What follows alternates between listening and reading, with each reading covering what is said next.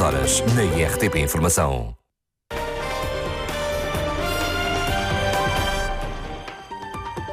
Boa noite. Pela primeira vez, uma equipa da RTP entrou na Coreia do Norte para visitar e filmar um dos países mais fechados do mundo.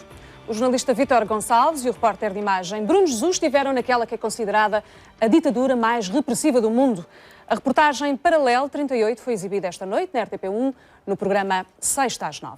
E ninguém melhor do que o próprio autor da reportagem para nos esclarecer neste 360 de hoje sobre os contornos deste trabalho. Tenho por isso hoje em estúdio Vítor Gonçalves, jornalista da RTP, mas porque nos interessa conhecer um pouco mais a realidade social, histórica e política da Coreia do Norte, juntam-se a nós outros dois convidados. José Luís Peixoto, escritor, contador de histórias, viajante, autor do livro Dentro do Segredo, uma viagem na Coreia do Norte, que fez durante 3 semanas em 2012 e gostou tanto que voltou lá este ano com 22 turistas portugueses. E Luís Tomé, professor universitário, especialista em relações internacionais, com diversas publicações sobre o tema que hoje aqui nos reúne. Mas antes de darmos início à conversa, recordamos um excerto de um trabalho tão único quanto inédito. É a última fronteira da Guerra Fria. Pamanjom é uma aldeia no paralelo 38 cruzada por uma linha real. Uma estreita faixa de cimento que separa de forma dramática o mesmo povo desde 1953. Pamanjom é o símbolo de um país dividido. Deste lado, a Coreia do Norte enfrenta a Coreia do Sul. Um lugar extraordinariamente vigiado em que cada passo é seguido por militares que controlam cada gesto dos visitantes e cada movimento do exército adversário.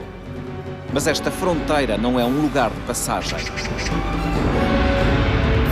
É um muro que fecha a Coreia do Norte sobre si própria, tornando-a um país isolado, secreto e inquietante. Um país praticamente impenetrável.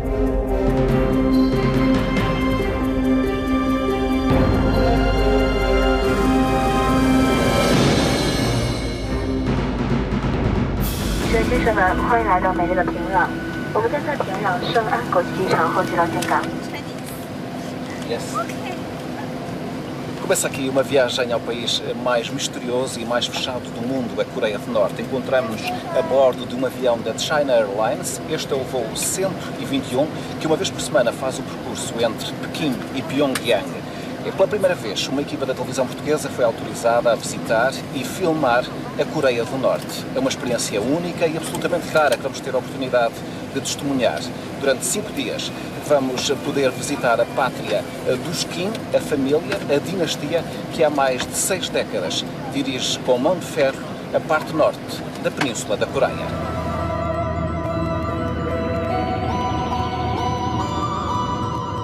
O voo tem a duração de 90 minutos, ligando as duas capitais, sobrevoando o Mar Amarelo.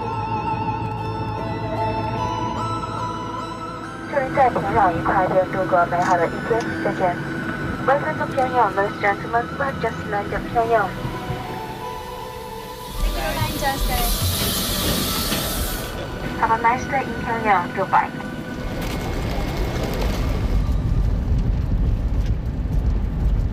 À chegada, ficamos a conhecer os nossos acompanhantes, os 2 homens que nos vão seguir em permanência 24 sobre 24 horas. Jin. I'm Victor. Nice to meet you. Thank you very much. O Sr. Chin fala um pouco de inglês e é do Ministério da Segurança. O Sr. Che fala um pouco de francês e é do Ministério da Informação. É ele quem nos coloca uma fita azul no braço que nos identifica como jornalistas estrangeiros. Obrigatório usar sempre. De caminho, apresenta-nos as regras do jogo para a reportagem na Coreia. Nunca circular sozinho na cidade. Só filmar após autorização. Desligar a câmara sempre que for ordenado.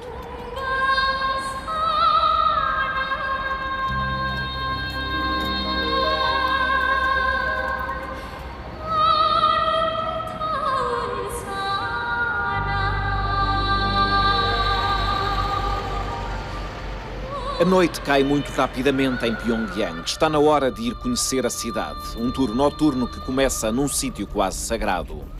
O Sr. Che explica-nos que o tamanho colossal das estátuas de bronze é correspondente ao imenso amor dos coreanos pelos seus líderes. A todo momento há grupos que se dirigem para aqui. Crianças que atravessam a praça para fazer uma vénia. Militares que vêm aqui colocar flores na base das estátuas. Mulheres e homens que curvam a cabeça num sinal de reverência e respeito. Uma música de fundo cria uma atmosfera quase religiosa. De repente, uma outra imagem prende a nossa atenção. 3 crianças varrem a grande praça de pedra com pequenas vassouras de palha seca. Um ritual de limpeza a que se juntam outros coreanos. O mais bizarro é que a praça está limpa, mas eles não param de varrer. Estamos num dos pontos mais altos da cidade de Pyongyang, a colina Manutsu. É aqui que ficam localizadas as 2 estátuas mais impressionantes da cidade. A de Kim Il-sung, fundador da nação coreana, e a de seu filho Kim Jong-il, que governou este país até dezembro de 2011. Uma das regras para se filmar neste espaço é que as estátuas têm que aparecer sempre na imagem de corpo inteiro. Nunca podem ser cortadas. Este, como podem ver, é um local bastante iluminado, mas se voltarmos para este lado, descobrimos uma cidade apagada, às escuras. Os jovens aproveitam a iluminação dos candeeiros públicos para estudarem. Junto ao Grande Teatro Nacional andam às voltas de cadernos e livros na mão. Muito provavelmente não têm luz para poder estudar em casa. Kim Pong-il Kim Pong-il estuda na Universidade Técnica de Pyongyang. Quer ser engenheiro.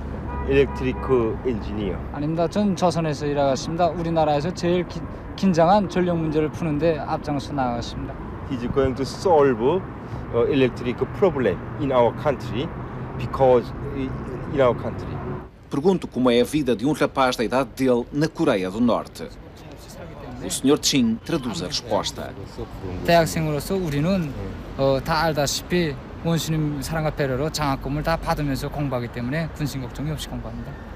There's no doubt because he's receive all good conditions from government. It's he say very good. Okay. Because Government. I receive good condition, very good conditions from the government.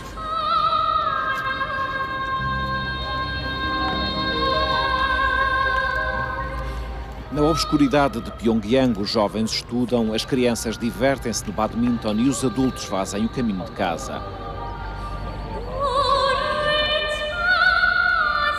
Brilham os símbolos do partido.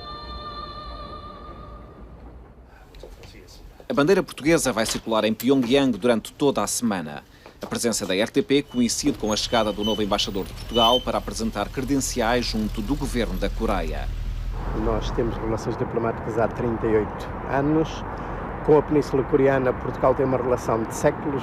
O primeiro ocidental a chegar à Península Coreana foi um português, em 1604. Estou desde maio do ano passado em Seul e chegou agora ao momento de vir aqui apresentar credenciais. E admite voltar cá enquanto embaixador? Espero voltar. Eu penso que, mesmo quando uma realidade nos pode parecer estranha ao longe, é precisamente porque se nos possa parecer estranha, há sempre a ganhar em a conhecer mais de perto. Após 2 missões em Pequim, António Quinteiro Nobre conhece bem esta região da Ásia, mas não estava à espera do que encontrou na Universidade de Línguas Estrangeiras. Em Pyongyang, há 10 alunos a aprenderem português. É a professora Choi Kyung-hee. O nome dela é Choi Kyung-hee. Também é professora da língua portuguesa. A professora está emocionada. Esta é a primeira vez que está em contacto com portugueses. Qual é o melhor aluno? Melhor aluno, quem é? Vamos selecionar quem é. Bom dia. Bom dia. Sim. Olá. Então, há quantos anos estuda português? Meu pai também fala português. E eu aprendi português com meu pai desde que eu era pequeno. E aqui na universidade eu aprendi 3 ou 4 anos. Sim, é tudo. Muito bem. E onde é que o seu pai aprendeu português? Meu pai foi ao Moçambique e ele aprendeu lá por 3 anos. E ele é um dos primeiros diplomatas do nosso país a ir a Portugal. Você também quer ser um diplomata? Claro. Então vamos ser colegas. Portugal, quem visitou? Ninguém foi a Portugal. Já foi a Portugal? Eu também não fui. Também não foi? Não fui. Ninguém. Ninguém foi. Aqui todo mundo nunca teve a oportunidade de ir lá a Portugal. Gosto muito de Portugal. Porque eu gosto muito do jogador de futebol, chama Cristiano Ronaldo. Eu gosto muito de futebol, por isso que eu uma vez quero visitar o país Portugal. Sim. Viu o jogo Portugal e Coreia em 2010? Sim, na África do Sul? Sim, vi. No Mundial de 2010, na África do Sul, Portugal defrontou a Coreia do Norte e venceu por 7-0. Este jogo fez história no país. Foi o primeiro desafio de futebol a ser transmitido em direto pela televisão coreana. A fama de Ronaldo vem daí. Porquê é que está a aprender português? Quando eu comecei a saber do futebol, eu sabia que eu conhecia que o Cristiano Ronaldo ele era um jogador muito famoso e eu gostei muito aquelas formas que ele joga, por isso que eu decidi para aprender português. É um prazer conhecer-vos. Um prazer também foi para nós. E temos o mesmo gosto no futebol. O Cristiano Ronaldo é o melhor jogador do mundo. É? Sem dúvida. Terminada a visita do embaixador, a aula prossegue com uma lição sobre o fado. O fado é uma canção melancólica em que se fala de saudade e de amor não correspondido. Um excerto de uma reportagem de Vítor Gonçalves e Bruno Jesus, Paralelo 38. Eu acho absolutamente extraordinário o facto de se encontrar ali no meio de Pyongyang alunos a querer estudar português. E se calhar começava por ti, Vítor, e com esta questão. Surpreendeu-te esta existência da língua portuguesa no meio da Coreia do Norte? Surpreendeu, mas eu quando fiz o pedido para ir lá e fiz um programa às autoridades de Pyongyang, eu incluí esta história, esta possibilidade, porque eu soube previamente que este curso já existe há algum tempo. Aliás, a professora que aparece nesta reportagem, ela aprendeu português ali naquela universidade e, portanto, como eu sabia que existia aquele curso, pedi para isso ser autorizado e foi. Foi uma visita e uma viagem e, consequentemente, uma reportagem com muitas limitações. O que é que foi imposto, o que é que foi determinado? Pudeste levar telemóvel, por exemplo? Pude levar telemóvel, mas o telemóvel não funciona porque a rede é só interna, portanto não dá para ligar para o exterior. A internet não existe, mas é possível telefonar através dos telefones fixos do hotel, que foi, aliás, assim que eu pude comunicar algumas vezes com Portugal. Do resto, o que me foi imposto eu descrevo na reportagem, logo no início da reportagem, por uma questão de honestidade intelectual. Portanto, o que foi-me imposto foi nunca sair do hotel sozinho. Os guias que nos acompanharam ficaram no nosso hotel, dormiam em quartos ao lado dos nossos, e, portanto, a viagem foi absolutamente controlada por dois funcionários do governo que aceitaram algumas das propostas que nós fizemos, não aceitaram outras. Por exemplo, eu tinha pedido para visitar uma família, não autorizaram isso, pedi para visitar uma instalação militar, não foi autorizado, pedi uma entrevista a um representante do governo, ao ministro. Comecei por pedir ao Ministro dos Negócios Estrangeiros, depois a um porta-voz do Governo, mas percebi que eles consideravam um pedido de uma entrevista uma coisa absurda, porque o conceito de entrevista não existe muito, quer dizer, o Governo fala diretamente na televisão, não dá entrevistas... Não há um filtro jornalístico. Não há um filtro jornalístico. Agora, eu fiquei surpreendido, por exemplo, que eles terem autorizado que nós fôssemos filmar aquela fábrica das Nações Unidas, onde a questão da subnutrição foi tratada, e a questão da fome. Nos anos 90 houve uma grave fome naquele país, e isso achei surpreendente que eles não tivessem querido esconder o que se passou ali e o que se passa agora ainda em termos de subnutrição. Pedi para ir ao campo, no campo só nos autorizaram aquelas imagens, foi tudo o que foi possível filmar ao longe e pronto, porque é no campo que a vida é muito mais difícil e a comparação entre a qualidade de vida em Pyongyang ou fora de Pyongyang é total. Deverá ser bastante diferente. O José Luís Peixoto, dizias isso mesmo há pouco, enquanto estávamos a ver esta reportagem, que este cenário que nós encontramos em Pyongyang, quer da forma como as pessoas se vestem, como a forma como as pessoas atuam, é completamente diferente daquilo que se encontra no interior, nas zonas mais rurais. Sim, de uma forma chocante. É uma diferença realmente imensa e inclusivamente há quem teorize dizendo que há uma tentativa do Estado de criar em Pyongyang algo a que a população possa aspirar, para aspirar menos a paraísos exteriores, não é? Ainda assim, as condições em Pyongyang são bastante diferentes daquelas a que estamos habituados. Sobre esta questão das regras, diz, Vítor. Queria só acrescentar uma informação que tive acesso lá e o Zé Luís Peixoto poderá também falar eventualmente sobre isso, que é aquilo que me foi dito lá, que, por exemplo, quem nasce no campo não pode ir viver para Pyongyang. Para se ir viver para Pyongyang, ou é porque se é um muito bom aluno e, portanto, pode ir estudar para a universidade, ou porque tem algumas características, nomeadamente físicas, em termos de altura, para se poder viver em Pyongyang. Porque, de resto, quem nasce no campo tem que viver a sua vida no campo, não está autorizado a ir a Pyongyang, mas não está autorizado a viver em Pyongyang. Ou seja, a questão da progressão de vida fica logo limitada à partida, tendo em conta o local onde se nasce.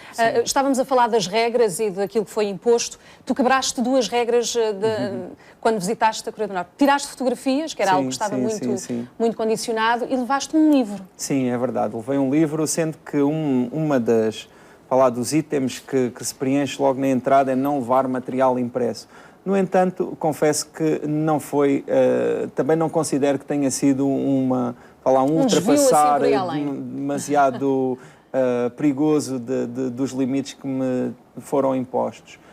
Aquilo que eu posso dizer em relação a isso e que considero bastante interessante é que, tendo estado lá no ano passado, em abril, e tendo voltado lá com um grupo de turistas portugueses, que foi uma experiência completamente fora do comum, há alguns meses, agora em setembro, senti que houve uma espécie de abrandamento de algumas restrições que eram colocadas a quem visitava o país. E num curto espaço de tempo, então. Mas que, em alguns casos, também me parece que são meramente de efeito.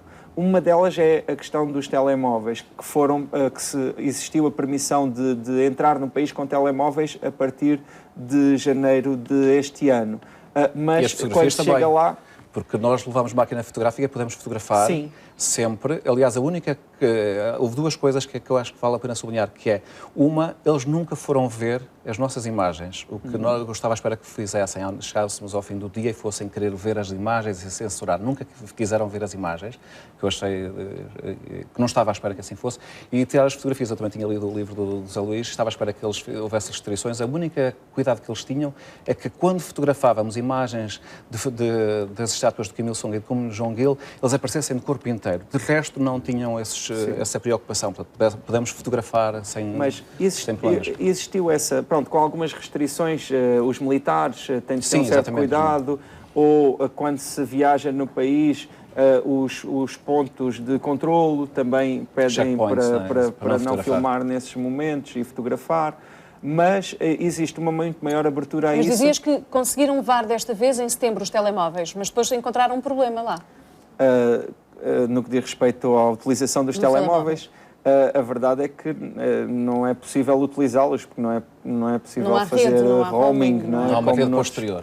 É só possível utilizá-los internamente. Não é? Algumas pessoas que nós vemos que usam telemóvel internamente. Luís Tomé, professor universitário, conhece bem esta realidade da Península da Coreia. O que é que pode fazer com que a Coreia do Norte se abra? O que é que pode mudar em termos sociais, políticos? E se alguma vez isto vai mudar? Não, alguma vez vai ter que mudar. Agora, tudo começará, essa mudança a acontecer, e quando acontecer, pelo próprio regime político. Nós, quando tivemos a transição do fundador da pátria, do Kim Il-sung para o filho Kim Jong-il, tivemos a expectativa de que isso trouxesse alguma liberalização política e económica, sobretudo acompanhando o modelo chinês. Não aconteceu. E nesta fase, na transição, no final de 2011, para o terceiro filho do Kim Jong-il, este jovem Kim Jong-un, veio novamente a expectativa de que, talvez até pela juventude, houvesse aqui uma maior abertura, uma maior pacificação do relacionamento externo, inclusivamente com Seul e com os Estados Unidos. Não aconteceu. Mas não aconteceu ainda. Agora, o que nós temos nestes, 2 anos de liderança são sinais contraditórios. Por um lado, há mensagens, há propostas de legislação no sentido de liberalizar um pouco a economia. Por exemplo, eles aprovaram legislação contemplando 14 novas zonas chamadas económicas especiais copiando o modelo precisamente chinês, têm iniciativas de atração de investimento estrangeiro, inclusive do G20, com as Nações Unidas, com o Banco Mundial, mas tivemos agora este último episódio do tal tio e mentor do Kim Jong-un, que era tido como não só a segunda figura do regime, mas como o grande mentor das reformas económicas, e que terá sido uma das razões, porque ele era demasiado liberal, para o afastamento. O afastamento e a condenação... O afastamento e a execução. Não é? E a condenação à morte. Sobre isto que nós estávamos a falar há pouco, esta condição de que ao filmar ou fotografar não se pode cortar o corpo ou determinadas partes do corpo da imagem do grande líder, não se pode, por exemplo, dobrar o jornal quando existe uma imagem do corpo inteiro do grande mentor deste regime. Isto roça quase o fanatismo religioso, este culto da personalidade. Como é que isto foi sendo construído e como é que foi possível manter-se durante tanto tempo? E ainda se mantém, claro.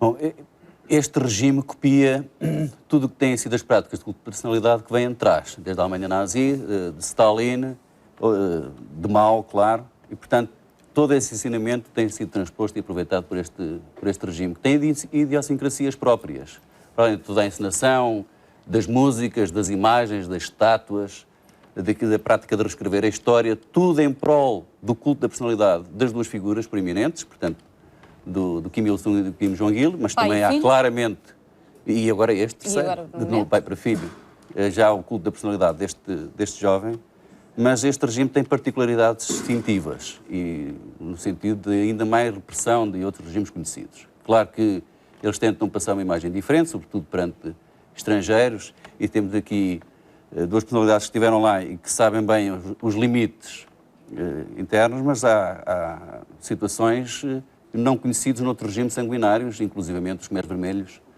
no Camboja ou a União Soviética Stalinista. Por exemplo, há relatos, e aparentemente confirmados, de pena levada até à terceira geração. Ou seja, há pessoas que estão presas hoje por crimes políticos cometidos pelos avós. Exato. E que nasceram já em cativeiro e aparentemente assim continuarão. Há campos de concentração, há campos de trabalho. É esta noção de hereditariedade dos crimes dos antepassados, que é um pouco a ideia de que o Vítor falava, ou seja, quem nasce no campo não pode sair do campo. Tanto mais bizarro como nós estamos a falar de um regime que alegadamente é comunista.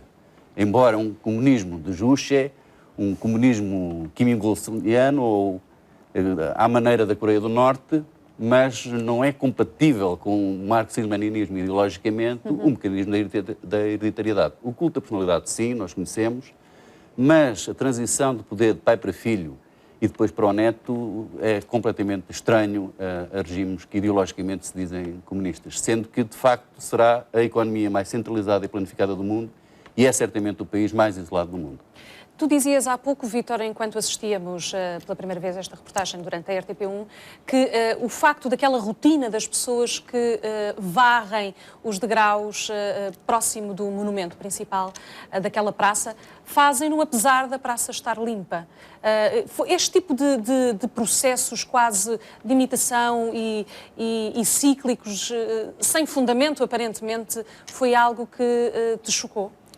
Foi algo que me surpreendeu, como é óbvio, mas é interessante porque houve uma definição sobre o que é este regime de um jornalista inglês que foi correspondente na Coreia do Sul, que eu acho que é muito... que vai ao ponto, que diz que aquele é um regime comunista com uma mistura de realismo mágico. Portanto, se nós lemos aqueles livros da América Latina, de escritores como Gabriel Garcia Marques, em que aparecem assim umas coisas meio sagradas, meio do além, que surgem, aquilo é um bocado assim. Então, há uma certa loucura que é a questão a saber se as pessoas fazem aquilo com autenticidade ou não fazem com autenticidade.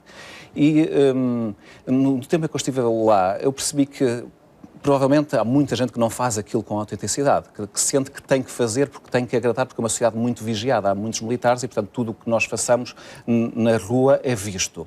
Mas pode haver muita gente que acredita efetivamente naquilo. Essa, por acaso, foi a opinião que o embaixador do Brasil, que se encontra lá já há 2 anos e meio, em Pyongyang, ele diz que acredita nisso.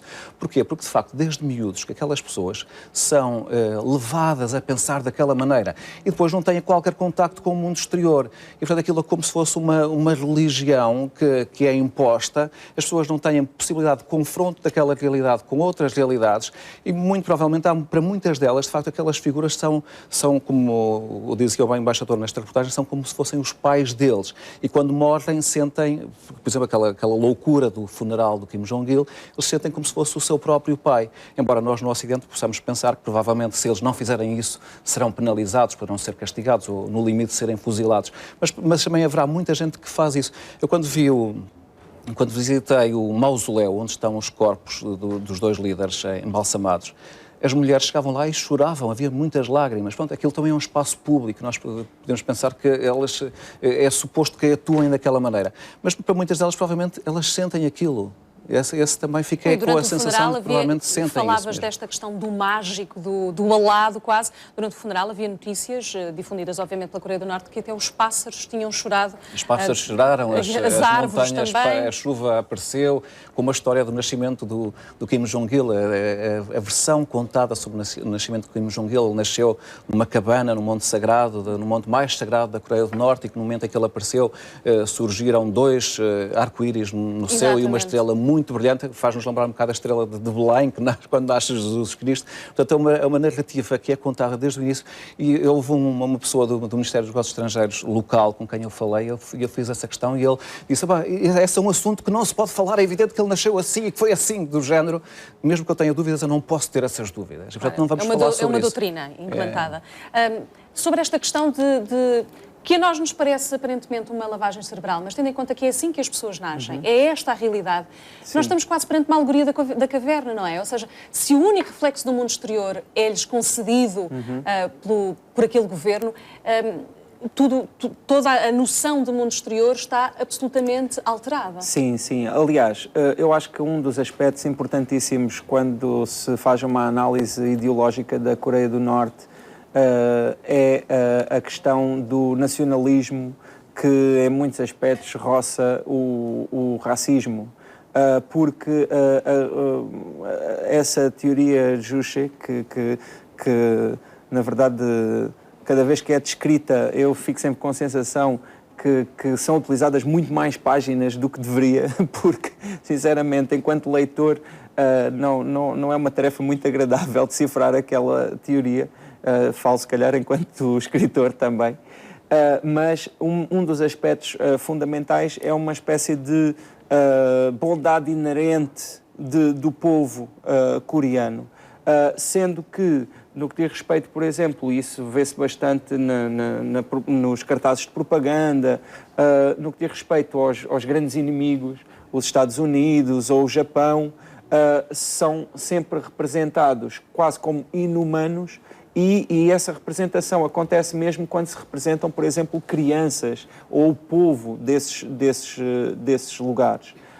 Já no que diz respeito à Coreia do Sul, existe o cuidado de preservar o povo, que não tem esse tipo de representação, e são só os líderes da Coreia do Sul que têm essa representação. Porque existe, vá lá, de uma forma teórica, sempre um discurso de uma reunificação, que no caso da Coreia do Norte teria de ser feita nos termos, não é, que eles próprios são o mesmo povo. Sim, são efetivamente o mesmo povo. Embora este ano tive uma experiência que me marcou bastante, porque eu já tinha estado na Coreia do Norte e também já tinha estado na Coreia do Sul, mas tive a oportunidade de ir, não diretamente de uma para a outra, mas passando pela China, da Coreia do Norte para a Coreia do Sul, e é realmente muito chocante. Portanto, impactante as diferenças, não é? A todos os níveis sociais, não é? Destes 2 pontos da Península Coreana. No entanto, no que diz respeito a essa questão, que eu acho a questão não é da legitimidade ou da genuinidade dos sentimentos do dedicação povo, dessa dedicação e desse culto da personalidade, eu sinto que é muito difícil efetivamente ter uma opinião final sobre isso, na medida em que eu sinto que é bastante difícil para nós colocarmos no lugar daquelas pessoas, porque a visão delas está moldada por diferenças fundamentais em relação a nós. Efetivamente, nós também acreditamos em alguma informação, nós também acreditamos em informação. No entanto, sabemos muitas vezes que essa crença que nós depositamos, também é subjetiva, não é? Ali naquele caso, efetivamente, aquela é toda a informação que tem, é o discurso, é o único discurso que existe, exato, seja tal, na informação, seja na cultura, em acaba todas por as ser áreas. absolutamente limitativa, obviamente. Luís Tomé, a Coreia do Sul tem um problema grave de uma tensão eminente com os Estados Unidos. Não é a Coreia do Norte, sim. Não sei se pode explicar sucintamente o porquê desta tensão, deste desafiar constante da Coreia do Norte aos Estados Unidos, quando muitas vezes os próprios Estados Unidos não levam muito a sério este poder bélico. Deveriam levar? Deveriam levar, quanto mais não seja, para dizer a Pyongyang que os levam a sério. A Coreia do Norte, desde sempre que nos habituou a sucessivos ataques, atos de todo o género, de espionagem, tentativas de assassinatos de presidentes sul-coreanos, raptos de cidadãos japoneses, prática habitual em muitos momentos de situações similares. Porém, nas últimas 2, 3 décadas, aparentemente o regime, numa situação de pré-colapso, passou a utilizar a ameaça e a chantagem nuclear de tecnologia míssil a fim de obter contrapartidas. Contrapartidas de acesso a medicamentos, alimentos, acesso à energia, algum reconhecimento diplomático e, portanto, joga numa estratégia verdadeiramente suicidária de permanente agressividade, de permanente ameaça, sobretudo à Coreia do Sul, ao Japão e aos Estados Unidos, e depois de momentos de pico de tensão consegue obter algumas contrapartidas. E serena? O problema, exatamente a propósito da serenidade, é que a Coreia do Norte não só é o país mais isolado, em que as pessoas são formatadas desde o início com uma reescrição da história e o culto da personalidade, não conhecem rigorosamente mais nada que não seja aquilo que o regime lhes dá oficialmente, como, ainda por cima, o país usa esta ameaça externa para se legitimar, para justificar a sua própria existência. Como moeda de troca, como chantagem. E ao celebrar compromissos, como por várias vezes celebrou, viola-os posteriormente. Isso é uma regra terrível em relações internacionais, na convivência mínima entre os Estados, que é chegarmos ao ponto de conseguir estabelecer compromissos que depois são sucessivamente violados por essa mesma parte. Inclusivamente a assinatura do Tratado de Não Proliferação Nuclear, a desnuclearização com a Península, com a Coreia do Sul, o acordo de quadro com os Estados Unidos, etc. Faz acordos, depois viola, como agora em plenas conversações a 6, e os 6 são as duas Coreias, a China, o Japão, a Rússia e Estados Unidos. No âmbito destas conversações a 6 foram estabelecidos acordos em 2007, em 2009, e mais uma vez o regime norte-coreano violou-os para provocar picos de tensão e, por meio, fazendo aquilo que em qualquer outro caso, se não fosse uma situação de facto limite e perigosíssima para a segurança internacional, teria já levado a uma guerra de facto. Por exemplo, quando em 2010 atacou diretamente um navio sul-coreano e matou 42 marinheiros, quando bombardeou diretamente uma ilha sob controle da Coreia do Sul e matou mais 2 civis e 2 militares, 3 testes atómicos que fez, sucessivos testes com mísseis balísticos. E, portanto, presumo a comunidade internacional que sejam mecanismos apenas de sobrevivência do regime e do Estado. E corre o risco de colapsar? Corre. O problema é precisamente o risco de colapso e, nesta iminência, joga desta forma. Que não é habitual, mas o facto é que também não há grande alternativa. O Sr. Luís Peixoto falava há bocado das diferenças entre os norte e os sul-coreanos. E muita gente pergunta porquê é que a Coreia ainda não está unida, ou nos termos do Vietnã, ou nos termos da Alemanha. Bem, as disparidades entre as duas partes da Coreia são muitíssimo maiores do que eram entre os 2 Vietnãs, ou que eram entre as 2 Alemanhas, ou até entre as 2 Chinas, Taiwan e a República Popular da China. São muitíssimo maiores. O desconhecimento dos norte-coreanos daquilo que está para fora, inclusivamente no Sul, é total. A nível económico, estamos a falar de um dos países mais pobres, aliás, onde houve as maiores fomes nos anos 90 do mundo, onde o Programa Alimentar Mundial prestou mais ajuda, foi precisamente à Coreia do Norte, e do outro lado temos uma economia, uma das economias mais desenvolvidas do mundo, um dos países mais ricos do mundo. Porém, repare, nós no Norte temos 23, 25 milhões de pessoas, O número também é incerto, precisamente porque não se sabe ao certo quantas pessoas A morreram. última contagem até terá sido em 2006, não é? É o que se presume. É o que se presume. Mas, portanto, entre 23 e 25 milhões de pessoas, de habitantes, tem a Coreia do Norte e tem um exército poderosíssimo com 1.200.000 efetivos. No Sul nós temos o dobro da população e metade dos efetivos à volta de 600.000. Nas ruas vêem-se sempre, constantemente, elementos militares. Existe uma presença assídua e provavelmente confrangedora de um número muito elevado de militares. Sim, é uma presença que provoca a sensação de que nós estamos sempre a ser vigiados. Nós, as pessoas que vivem lá. Em todo lado, de facto, há imensos militares dentro da cidade que andam em grupos. Os militares também têm um outro papel. Aliás, definiram o papel dos militares desta forma. Os militares servem para defender a pátria, como normalmente os militares têm essa missão, e para construir a sociedade.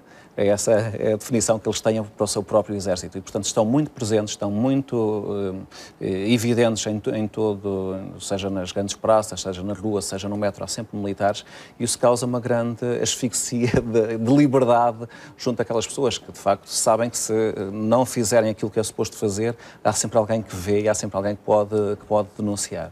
Há pouco falávamos sobre a questão da subnutrição e o José Luís Peixoto falava disto também no seu livro, a questão de que é difícil encontrar alguém com um peso excessivo, ou seja, as pessoas são todas muito magras. Com exceção do próprio líder, exatamente.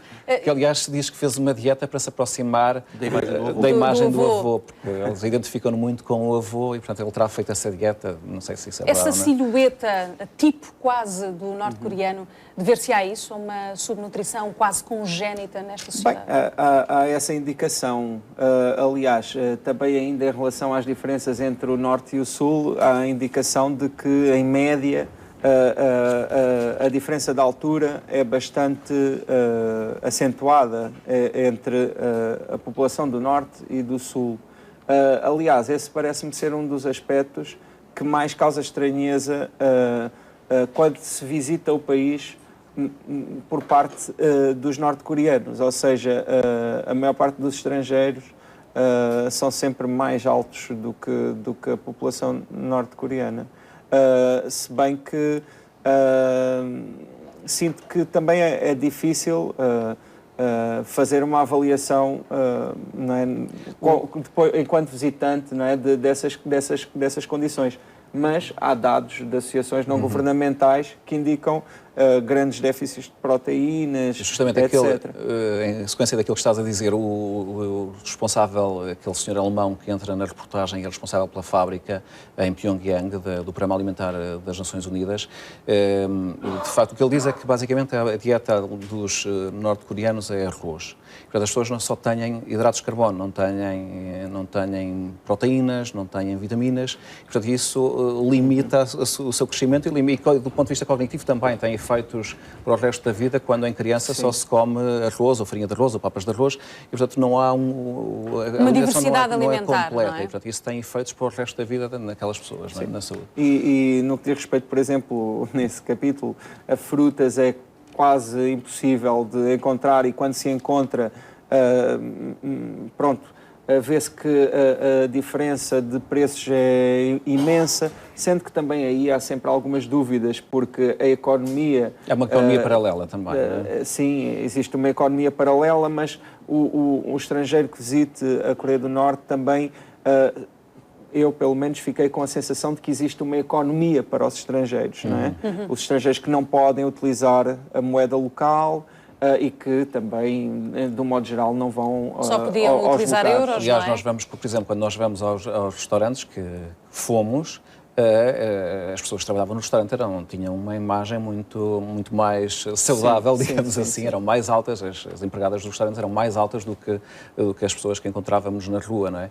E quando sai da cidade e se vai para o campo, aí a diferença ainda é bastante maior. Mais acentuada. Qualquer indivíduo que tenha algum momento em que esteja portanto, em ligação com estrangeiros, é um indivíduo privilegiado na Coreia do Norte. mesmo que seja alguém que esteja a servir à mesa, etc. Se for um lugar de estrangeiros, é sempre alguém que tem um nível elevado.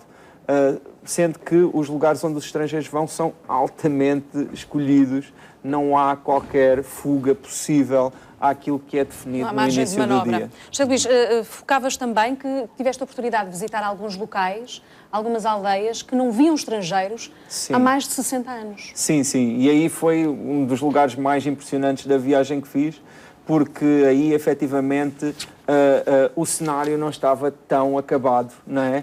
E então era possível ver muito mais pelo meio daquilo que nos queriam mostrar. Efetivamente, aí vê-se crianças em condições que são muito diferentes daquelas que se vê em Pyongyang, inclusivamente suspeito que possam ser órfãos, que é uma condição que na Coreia do Norte é das mais baixas, até porque essa questão sanguínea é muito valorizada e quando as crianças perdem os pais, não há muita gente a oferecer-se para... E também não há uma rede de assistência. Não só não há uma rede de assistência, como existe um ostracismo mesmo por parte da sociedade. As pessoas, a família é muitíssimo importante, mas é a família de sangue, é a família efetiva. E não há espaço para uma família afetiva? Não há espaço. Sendo que, ainda em relação a este aspecto, em relação a este aspecto dos militares, pessoalmente sinto que os militares, é verdade, são uma presença que impõe algum respeito, mas existe um ambiente de delação que ultrapassa isso. Ou seja, não há um momento em que as pessoas se sintam à vontade para fazerem, por exemplo, uma confidência em relação a algum aspecto que eventualmente estivessem em desacordo com o regime. Não existe um único momento. Aliás, um aspecto que eu acho que é muito expressivo em relação a isso tem que ver com a lista que foi apresentada de crimes do tio de Kim Jong-un que foi executado agora nestes dias, e um desses crimes, entre vários outros, eventualmente, se calhar mais graves, era justamente não ter demonstrado tristeza, portanto, profunda em momentos que se lembrou o líder Kim Jong-il. Ou seja, como se existisse quase uma medição, não é, da entrega com que cada um faz, não é, nesses momentos.